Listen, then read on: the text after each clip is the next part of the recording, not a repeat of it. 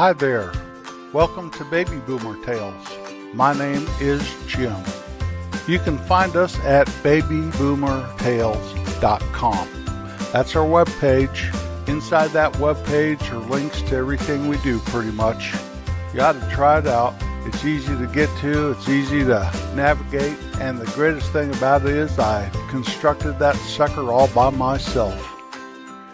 Growing older is weird. All these growths on me. Do you know what I mean? Some of them are what's called skin tags. And I go to a dermatologist once a year and I always have him take off a couple skin tags. But the others are these brown things. They're kind of crusty almost. They grow on my forehead. I see them like lately on the backs of my arms and on my legs. Little funny growths. I don't know what it's about. They're not moles. You know what I mean? There's other things about growing old that's kind of weird compared to, say, middle age, especially about young adulthood and stuff. Craziest part of that is, why is my hair different than that person's hair or something like that, you know? Now we're just happy if we have any hair. At least I am. I'm happy I have hair. I got a haircut yesterday. My barber, she's probably 50 maybe not that old. I only say that not because she looks 50 or anything, but from talking with her and, you know, all that stuff. She really opening up. I abandoned my old barber, Merlin, and that's a sad deal for me. He probably wondered what happened to me. Maybe he had so many people he doesn't even think about it. I'm sure with a trade like that, all of a sudden someone stops coming in. You probably wonder if they're alive or dead. I don't know. Moving on. I was going to call this episode something about recommendations, but since it's August now, I'm going with expectations. Yay, it's August. Can you imagine? Great Expectations by Charles Dickens. He wrote that novel in 1861. Had some pretty different characters. Pip, the main guy. Miss Havisham. I hear that name around all the time. Mr. Jaggers.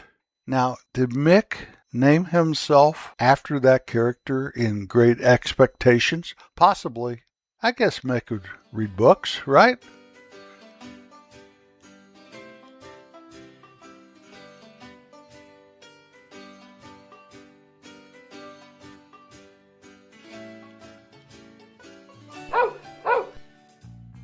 Be quiet, Jerry.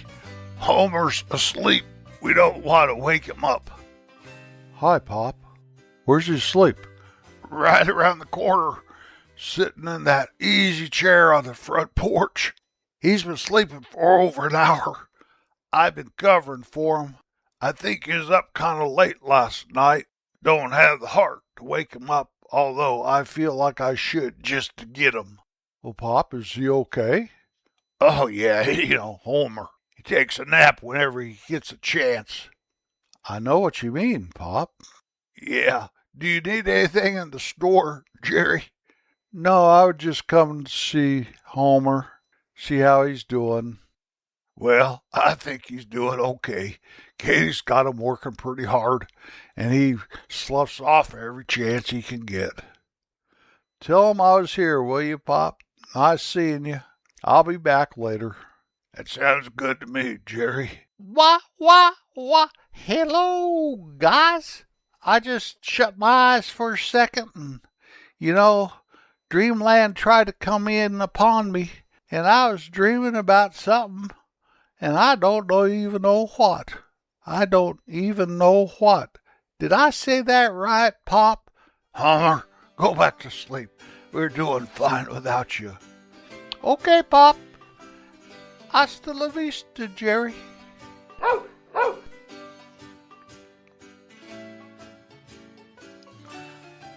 I expect I may give out some good stuff here, but let's start with favorite fictional characters. You know what I mean? Favorite fictional characters. Now, I'm going to give 2 or 3. I'll try not to get over 4 of my favorite things here. We'll see. Some of those I had to stretch to figure out even 2. Some of them I had to stop at 4 or 5. My very favorite fictional character is Father Tim Cavanaugh from the book series by Jan Karon called the Mitford series, or I call him the Father Tim series. He's an Episcopal priest in his 60s, where it starts. Sounds pretty exciting, doesn't it? I'll tell you what Jan Karon does, and I think I talk about her again later on here, but she makes everything real. She can take everyday experiences that we experience and make it so interesting. And Father Tim is a great character.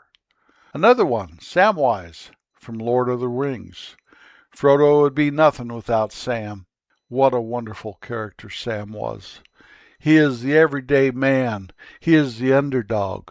He's the guy that's for you, with you, and there through thick and through thin. And my last one, no, he's not the last one. I threw in a 4th one here. Marty McFly, Back to the Future. What an overcomer that guy is, huh? Marty McFly. And the last one, and he's everybody's guy, or he should be, good old Charlie Brown. Charles Schultz made a wonderful, wonderful character there. Okay, carrying on here. I don't have all day on this. I need to get through this. My favorite songs. To Know Me by Lauren Daigle. Now, this changes from time to time. I noticed about yearly. I may have some of these, and some of them may have dropped off for a new favorite. Our Town by Iris DeMent. You know that one about a dying town in the Midwest? I associate it with my little hometown, although circumstances for the town was opposite of what the song is. And the last one, and it's been one of my very favorites for as long as it's been out, In My Life by the Beatles.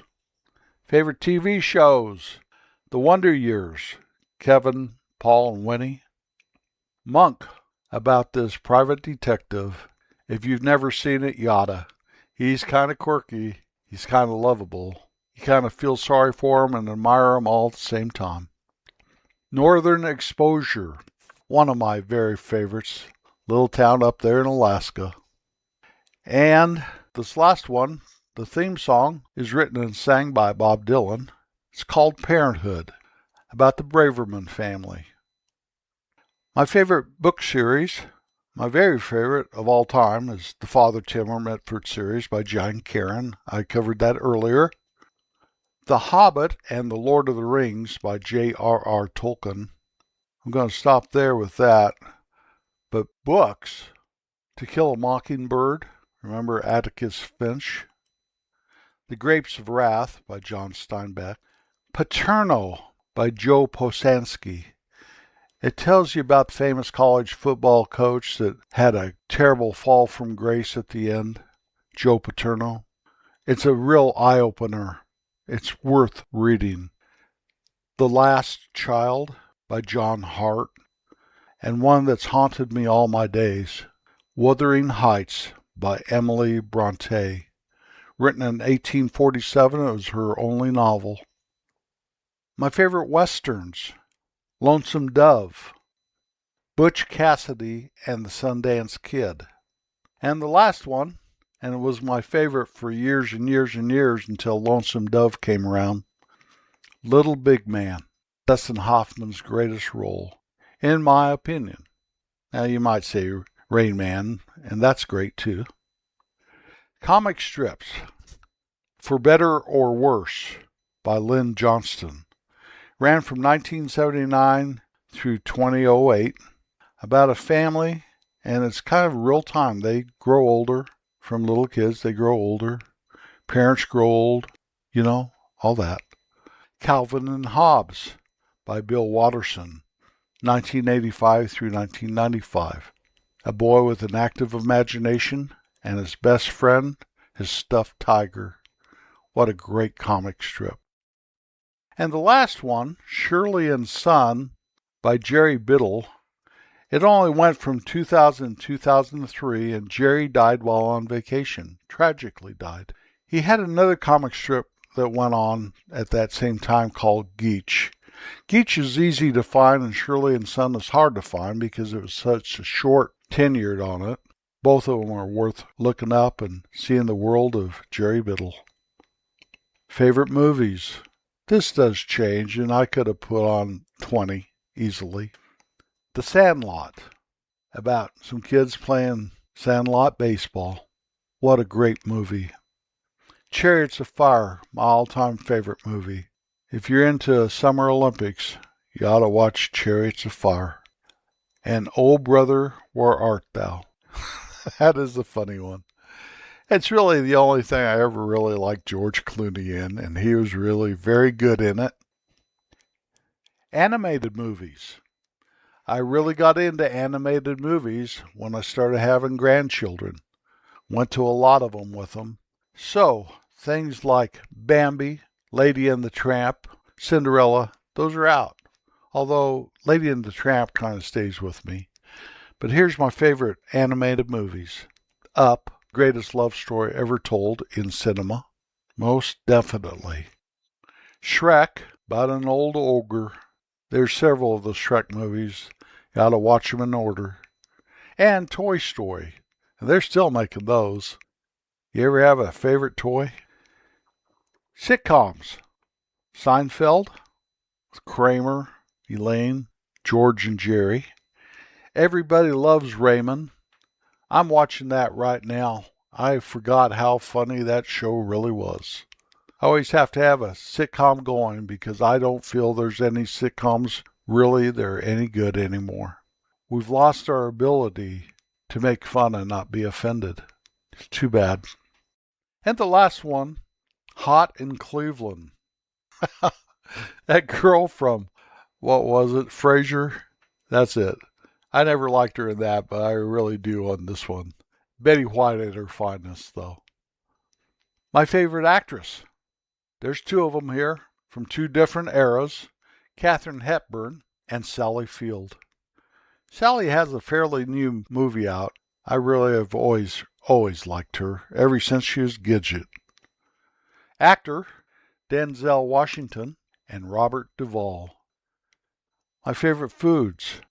I think I'm going to do this in order of what I like the best, because I just kind of willy-nilly some of this stuff. My foods, hamburger, steak, wings, and barbecue. My favorite bands, The Beatles, Eagles, Nitty Gritty Dirt Band, America, and Fleetwood Mac. My favorite solo artist, males, John Prine, Alan Jackson, and Toby Mac. My favorite female solo artist, Lauren Daigle, Linda Ronstadt, and Emmylou Harris. Well, that's about it. That's good enough for this week. I'm planning on being back next Wednesday. I'm having a few challenges, so you know what they say about life, nothing's guaranteed. But that's my plan. You always have to have a plan. So always be kind. Everywhere you go, it'll pay off dividends for not only you, but those around you. Thank you for riding along today. I really do appreciate it. I really do. Peace out.